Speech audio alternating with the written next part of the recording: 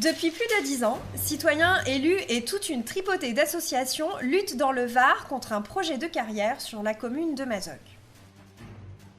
Mais pourquoi tant de colère de leur part ?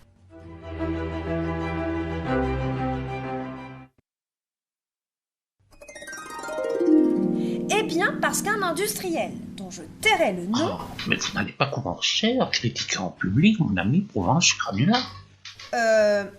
Bref, veut construire sa belle carrière juste au-dessus d'une énorme réserve d'eau naturelle. Si énorme que l'État l'a classée de réserve stratégique pour l'alimentation en eau potable. Et alors ? La carrière ne creusera pas si bas. C'est ce qu'a effectivement déclaré votre ami Le Carrier. Mais ce qui inquiète surtout ses citoyens, c'est qu'entre cette eau et la carrière se trouve un très vieux réseau de galeries d'une ancienne exploitation de bauxite.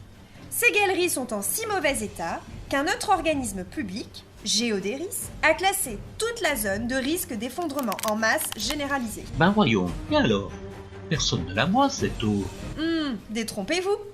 La commune voisine utilise pour son alimentation en eau potable la source d'Élec, source directement reliée à cette réserve d'eau. Ainsi, 5500 habitants boivent quotidiennement de cette eau. Ah, c'est tout.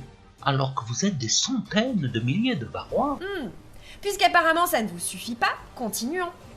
Cette réserve d'eau alimente au moins deux autres sources, la source de la Figuière et la source Lyoto, qui, toutes deux, se jettent dans la rivière du Carami, qui alimente elle-même le lac de Carcès, spécialement créé pour alimenter en eau potable une très grande partie de l'aire toulonnaise. Ainsi, Toulon, la Seine-sur-Mer ou le Lavandou sont alimentés par cette eau. Oui, bon, pas une, mais 4 communes du Var. Attendez, ce lac alimente aussi Hyères, Carqueiranne, Lacros, la Londe-les-Morts, Bormes-les-Mimosas, Soliès-Pont, Soliès-Ville, La Farlède, Pierrefeu, Colobrières, la Valette du Var, La Garde, le Pradet, soit en tout plus d'une quinzaine de communes et des centaines de milliers d'habitants. Ça vous suffit, monsieur ? Mais attendez, ce n'est pas fini. Ce n'est pas fini.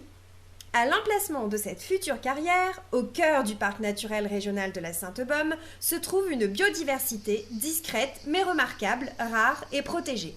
C'est le cas par exemple de la magicienne dentelée. Ah, tout ce bins pour une bestiole tellement discrète que personne ne la voit. Mais je n'ai pas encore fini. En plus de cet insecte, qui d'ailleurs est le plus grand d'Europe, on trouve aussi l'Ibéris à feuilles de lin, le Psamodrome d'Edwards, le Pélodite ponctué, l'alouette Lulu et le majestueux Circaète Jean Leblanc, les splendides guêpiers éroliers d'Europe, la zygène cendrée ou encore la proserpine. Mais le joyau de cette biodiversité se trouve dans les anciennes galeries. En effet, un gîte d'une qualité et d'une richesse exceptionnelle, car plus d'une centaine de chauves-souris y vivent, dont des espèces rarissimes comme le murin de Cappuccini. Ah, voilà qu'il faut protéger des vampires maintenant. Les chiroptérologues ont d'ailleurs fait classer le gîte d'importance régionale. Sa destruction aurait des répercussions sur les populations de chauves-souris de plusieurs départements de la région PACA. Bon, ça y est, vous en avez fini maintenant avec vos classements prétentieux. Prétentieux ? Attendez. Comme vous le savez maintenant, cette réserve d'eau alimente des sources. Des sources aux eaux pures se jetant dans le Carami, rivière de première catégorie. Et là aussi, nombreux sont les groupes biologiques rares et protégés qui y vivent. Dans ces sources fraîches et oxygénées, perles et éphémères, espèces bio-indicatrices par excellence, trouvent les conditions idéales pour se développer. Et dans la rivière, truite fario, barbeau méridional, blajon, cistude, lys martagon, fougère langue de cerf, lathrée écailleuse, rainette méridionale, martin pêcheur, cincle plongeur, constituent une chaîne alimentaire remarquable. Et pourquoi pas la licorne et le dahu. Voici pourquoi l'Europe a classé toute la zone Natura 2000. La carrière détruirait directement les espèces vivant sur l'assiette du projet. Dynamite et effondrement des galeries anéantirait les chauves-souris. Un accident, ou pire, un effondrement généralisé, polluerait irrémédiablement le Carami, empoisonnant tout l'écosystème. Mais quand il n'y a plus de problème, eh ben, il y en a encore. La carrière s'ouvrirait pour partie à l'intérieur même du cercle des risques technologiques de Titanobel, une usine classée Seveso 3, située à quelques mètres du projet. Céveso. Ça vous dit quelque chose, hein? C'est normal. Ces usines défraient périodiquement la chronique. L'explosion de l'usine AZF à Toulouse, vous vous souvenez? Ou la catastrophe de Lubrizol à Rouen. J'aurais mieux fait de me la fermer. Titanobel stocke notamment des dizaines de tonnes de nitrate d'ammonium, des détonateurs et des milliers de litres de carburant. Le nitrate d'ammonium, vous savez? Le produit qui a provoqué l'explosion à Beyrouth en 2020. Et l'usine sert justement ici à fabriquer des explosifs. Si un accident se produisait, risque accru par la présence de cette carrière, la catastrophe serait double, avec en plus la pollution de cette réserve d'eau. Ça sent le fake, comme on dit. Du fake? Non.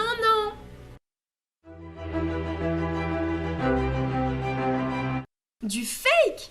Mais non, il suffit de lire les rapports officiels. La communauté d'agglomération de la Provence Verte en a pris connaissance et, en 2019, les 28 maires ont voté à l'unanimité une motion contre la carrière de Mazogues. En bleu, les communes qui boivent l'eau de la réserve. En rouge, les maires ayant voté contre la carrière lors de la motion de la communauté d'agglo.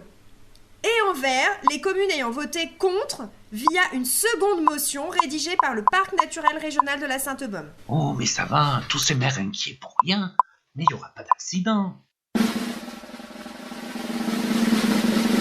Est-il déjà arrivé en France que des carrières polluent un cours d'eau? Dans le tiers-monde, peut-être. Mais en France, jamais. Pourtant, ces accidents existent depuis longtemps. En 1971, déjà, le journal Le Monde sort un article sur les conséquences désastreuses d'une carrière sur une rivière dans la région lyonnaise. Plus récemment, en 2018, la carrière de Glomel en Bretagne a pollué tout un affluent de l'Élé. L'année suivante, toujours en Bretagne, 2 autres cours d'eau ont été pollués par une autre carrière. Et les exemples se ramassent au tractopelle.